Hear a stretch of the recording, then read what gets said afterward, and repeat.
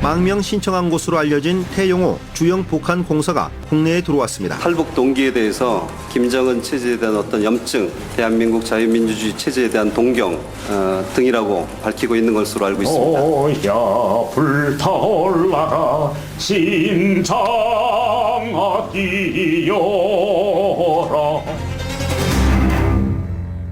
예, 조금 전에 들으신 그 목소리, 어제 귀순 사실이 밝혀진 북한 태영호 공사의 북한 찬양가입니다. 직접 부르는 목소리였습니다. 이렇게 불과 얼마 전까지 유럽을 누비면서 북한을 홍보해온 홍보맨이고요. 영국 주재 북한 대사관 서열로는 2위. 지금까지 탈북한 외교관 중에도 최고위직 인물입니다. 그런 태 공사가 가족 3명과 함께 탈북을 한 거죠. 크게 두 가지를 좀 짚어봐야 합니다. 첫째, 그는 왜 탈북했는가? 둘째, 이 탈북이 단편적인 사건인가? 아니면 어떤 큰 시그널인가? 예, 이분과 함께 짚어보죠. 세종연구소의 홍현익 수석연구위원 연결이 되어 있습니다. 홍 의원님 안녕하세요. 네, 안녕하십니까. 예, 일단 태영호 공사 얼마나 고위직인 건가요? 네, 90년대에 북한이 이제 고난행군이라 그래서 150만 명 이상 굶어 죽었다고 이제 알려지고 있는데요. 예, 예. 그 당시에 여러 외교관들이 이제 탈북을 했었습니다. 황장엽 씨는 외교관은 아니지만 황장엽 씨를 비롯해서 예. 장금철인가요? 장길승 이집트에서 말씀하시는 거예요. 예. 장길승 장승길이군요. 장승길. 장승길 대사, 예. 이집트의 장승길 대사. 예.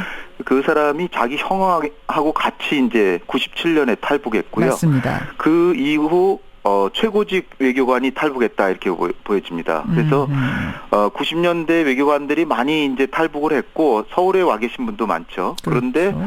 한 10여 년 동안 뜸했다가 최근에 들어와서 이제 다시 탈북자들이 이제 늘어나고 있어요. 그래서 예. 2014년부터 태국, 에티오피아, 예. 그리고 최근에는 지난 7월 초 러시아 3등 서기관이 가족과 함께 들어온 것이 이제 최근인데 전부 서기관급입니다. 근데 서기관보다 더 위가 공사고 공사위의 대사인데 예. 지금 그 공사급으로 태영호 씨가 온 거죠. 그러니까 장대사 이후로는 가장 최고위급이 지금 왔다. 이렇게 보여집니다. 근데 공사급, 영국 대사관 내의 서열 2위긴 하지만, 대사 다음이긴 하지만, 영국 대사관이란 자체가 다른 나라 대사관보다 훨씬 높은 대우를 받는 곳. 그러니까 다른 나라 대사급이라고 봐야 된다면서요, 이 공사도.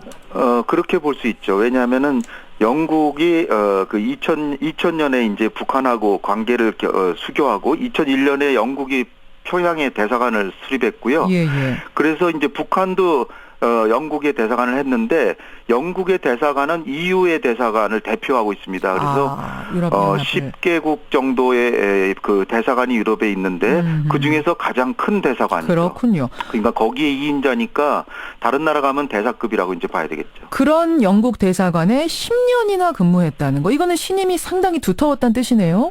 네.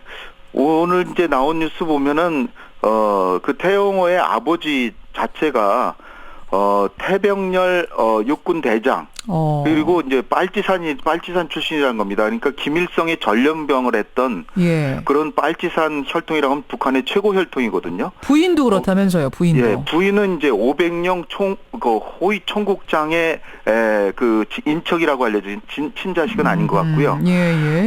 그러나 이제 아버지와 장인이 모두 다 빨치산 출신이니까 예. 그야말로 최룡해 정도 급이다. 그 혈통으로 보면. 그렇군요. 그러니까 아주 북한 체제에서는 아주 그 뼈대에 해당되는 예. 기둥에 해당되는 집안 출신이기 때문에 예. 10년이나 근무했다. 이렇게 볼 수 있겠습니다. 그렇습니다. 게다가 직책이 높은 것도 특이점이지만 아까 노래 들으셨죠? 그러니까 이 사람이 하던 업무도 일도 주로 북한 홍보, 김정은 체제 홍보, 뭔가 기사가 북한에 대한 게 나가면 이거 잘못됐다 이런 거 따지기도 하고 이런 일을 주로 했어요. 선전맨, 홍보맨. 그렇죠. 예, 아주 그 구체적인 예를 들면 2014년 재작년에 예. 한 미용실에서 영국의 한 런던의 미용실에서 이게 나쁜 헤어스타일이다 그러고 김정은 사진을 걸어놨어요. 그러니까 이제 김정은에 대한 모독이다 이래가지고 대사관에서 출동해서 이 태공사가 가가지고 예. 항의를 했던 적이 있고요. 하하. 작년에는 에릭 크립톤 공연을 보러 온 김정은의 형, 예. 김정철을 에스코트하는 게 사진에 오늘 뭐 일간지에 많이 나왔더라고요. 그렇죠. 예, 그러니까 이 뭐 사실 자기 형을 호위하던 사람이 망명에 있으니까 김정은도 아마 정말 간담이 서늘하지 않았을까. 간담이 이렇게 서늘할 생각됩니다. 정도. 예. 자, 그렇다면 이제 어떤 사람인지 알았습니다. 그렇다면 그런 고위 외교관이 그것도 바로 얼마 전까지 유럽에서 북한 체제를 홍보하던 사람이 왜 한국행을 택했는가 이 부분인데요. 왜라고 분석하십니까? 글쎄 뭐 통일부에서는 그 북한 체제에 대한 염증이 있었고 자유민주주의나 뭐 한국의 체제를 동경했고 그다음에 자녀와 장래 문제 뭐 이렇게 세 개를 들었는데요. 예. 근데 뭐 경중이 과연 진짜 이유가 첫 번째 이유가 뭔지는 확실히 하지는 않죠. 어쨌든 최근 들어와서 북한의 외교관들이 한 10여 년의 공백을 넘어서 다시 그 외교관들이 줄줄이 이제 탈북하고 있잖아요. 예. 2014년부터. 예. 그런 것은 외교관이란 직책이 북한 체제를 외국에서 오히려 북한을 대변하고 예. 그냥 일반 북한인이 아니라 그렇죠. 북한 체제를 적극 지지하고 변명하고 변호하는 이런 직업인데 그 중에서도 빨치산 출신의 사람이 이렇게 예. 가족들하고 탈북했다. 이거는 북한 체제 내에 뭔가 문제는 지금 벌어지고 있다 이렇게 봐야 될 것 같고요. 제가 근데 그 질문 지금 드리려고 했거든요. 그러니까 네. 뭐 자녀들이 외국에서 태어나 지금까지 쭉 살았는데 그 자녀들이 이제 북한으로 돌아갈 거 생각하면 좀 막막했을 수도 있고 네. 자유민주주의가 그리웠을 수도 있고 이런 이유도 있지만 네. 그것을 넘어서는 이유가 있는 것인가? 그 부분을 지금 질문 드리려고 했어요. 어떤 체제 동요 같은 것. 예, 제가 그거를 뭐 그것이 가장 큰 이유다 이렇게 얘기할 수 있는 건 아니지만 97년에 그 망명한 장승길 대사 예를 들어보면요. 예. 95년부터 94, 5년, 6년이 이제 고난의 행군 시기인데 예. 그 직후에 황장엽 씨가 97년 2월에 망명했고 장승길 대사가 이집트 대사입니다. 예. 망명했는데 이 사람은 자기 아들이 먼저 망명을 했어요.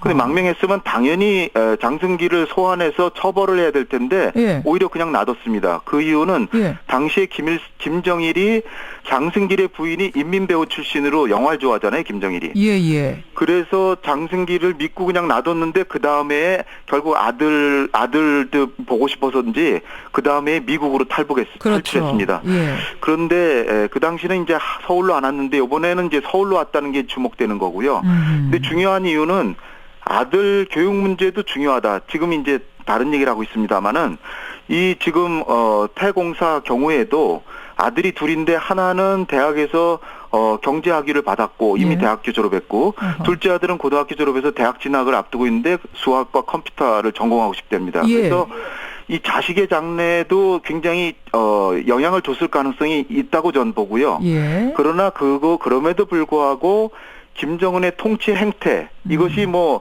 자기 측근들 자기 고모부까지 처형하고 하니까 굉장히 이제 부담이 되죠.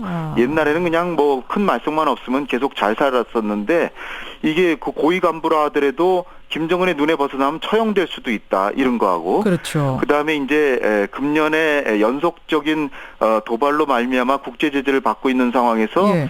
굉장히 그 공관에서의 생활이 어렵고 더군다나 작년과 금년에 큰 당대회 같은 그 회의를 치르면서 예. 상납을 많이 외화벌이를 많이 요구하는데 쉽지 않다. 예. 거기다가 이 영국 같은 경우에 인권 문제를 굉장히 중시하기 때문에 굉장히 북한 외교관들이 활동하기가 어려웠다. 그래요. 그 경제적으로도 지원도 별로 안 해주니까 더더욱이나 도대체 이게 외교관 생활이 이게 뭐냐 이런 여러 가지 불만이 겹쳤을 수 있다는 거죠. 겹쳤을 그러니까 수 있다. 종합적으로 볼 때 탈북하지 않는 게 이상할 정도로 여러 가지 상황이 어려운 것은 사실이기 때문에 예. 그 중에 어떤 요인이 가장 중요했는지는 제가 말씀드릴 수 없지만 상당히 그 대외 외교관들의 사기가 지금 저하돼 있다 이렇게 볼 수 있겠습니다. 그러면 이게 태용호 공사의 일회성 사건으로 끝날 것인지 아니면 북한 전체의 어떤 동요의 시그널로 봐도 되는 건지 이건 어떻게 판단하세요? 예, 그 큰 그림으로 보면요. 90년대에는 워낙 그 경제 상황이 안 좋아서 우리 체제 곧 망한다 이렇게 탈출한 사람들이 많았던 것 같고요.